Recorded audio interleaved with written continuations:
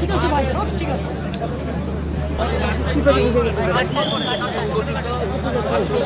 চালিয়েছে আমাদের সাংবাদিকেরা জীবনের ঝুঁকি হয়ে পত্রিকা প্রকাশ না করে সাংবাদিকতা আমাদের অফিসের কাজ সমাপ্ত রেখে তারা চলে যান। গত 27 বছরের প্রথম আলো প্রতিষ্ঠার পরেই প্রথম আজকে আমাদের পত্রিকা প্রকাশিত হয়নি এবং আমাদের অনলাইনও বন্ধ আছে কাল রাত থেকে। আমরা বলতে চাই যে এটি বাংলাদেশের বাক স্বাধীনতা, ভিন্ন মতামতের প্রকাশ এবং সংবাদ মাধ্যমের স্বাধীনতার উপরে একটি কঠিন আক্রমণ করা হয়েছে। একই সঙ্গে শুধু প্রধানের উপরে আক্রমণ নয়, একই সঙ্গে আমরা জানি রিলিজের আক্রমণ হয়েছে।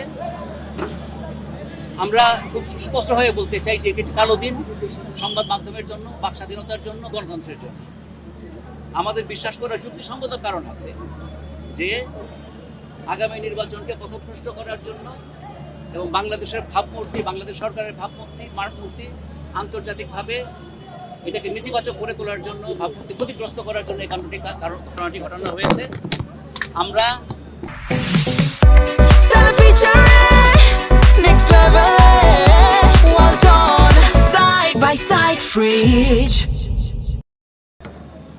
দাবি জানাই, আমরা এই ঘটনার প্রতিবাদ জানাই এবং দাবি জানাই যে এটা সুষ্ঠু তদন্ত হোক, যারা দোষী ব্যক্তি তাদের খুঁজে বের করা হোক এবং তাদের বাংলাদেশের আইনের আওতায় দৃষ্টান্তমূলক শাস্তি দেওয়া হোক। আমরা নাগরিক সমাজকে আমাদের সঙ্গে সংহতি প্রকাশ করার জন্য আমরা দেখছি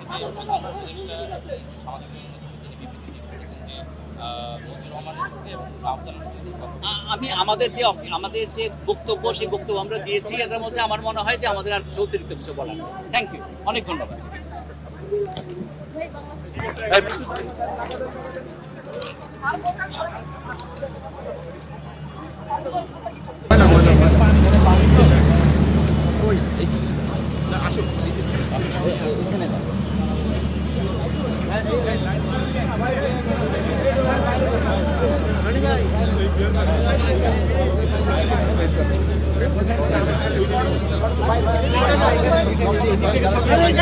এভাবে লম্বা হন না, এভাবে লম্বা হন।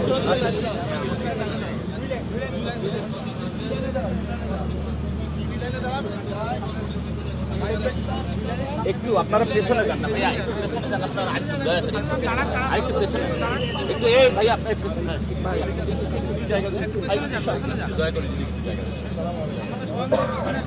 আমরা পিছিয়ে আসি সবাই, দাঁড়াই পাবোই না।